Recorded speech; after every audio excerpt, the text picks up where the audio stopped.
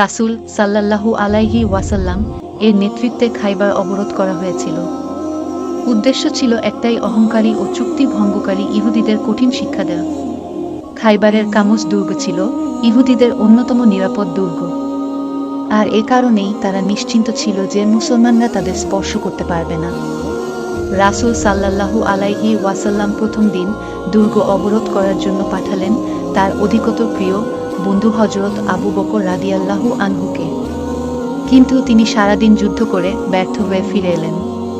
পরদিন রাসূল সাল্লাল্লাহু আলাইহি ওয়াসাল্লাম আরবের শক্তিশালী সাহাবী হযরত ওমর রাদিয়াল্লাহু আনহুকে পাঠালেন।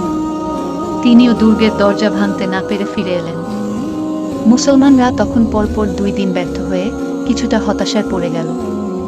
অন্যদিকে ইহুদিদের অহংকার আরও বেড়ে গেল।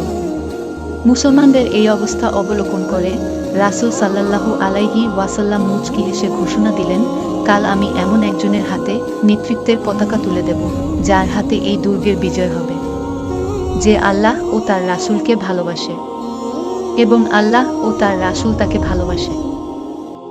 রাসূল সাল্লাল্লাহু আলাইহি ওয়াসাল্লামের এমন ঘোষণায় সারারাত ঘুম হলো না সাহাবায়ে কেরামদের। তারা ভাবতে লাগলেন, কে হবে সেই সৌভাগ্যবান বীর।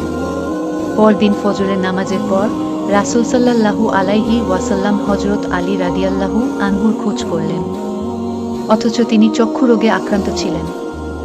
রাসূল সাল্লাল্লাহু আলাইহি ওয়াসাল্লামের নিকট নিয়ে আসলে রাসূল সাল্লাল্লাহু আলাইহি ওয়াসাল্লাম তার লালা মুবারক চোখে মাখিয়ে দিলেন। রাসূল সাল্লাল্লাহু আলাইহি ওয়াসাল্লাম লালা ও দোয়ার কারণে তিনি সুস্থ হয়ে গেলেন। তারপর পতাকা হাতে নিয়ে দুর্গ বিজয়ের জন্য রওনা হলেন। যুদ্ধের এক পর্যায়ে দুর্গের দরজা হাতে তুলে নিলেন, ফলে সাহাবীরা সহজেই ভেতরে প্রবেশ করতে সামর্থ্য হল। যুদ্ধ শেষে দরজাটি যেখানে ফেলে দিয়েছেন সেখান থেকে সরাতে 10 জন লোকের প্রয়োজন হয়েছিল। এই ছিল শেরে খোদা, ইসলামের চতুর্থ খলিফা, জান্নাতের সুসংবাদধারী 10 জন সাহাবীর একজন হযরত আলী রাদিয়াল্লাহু আনহু।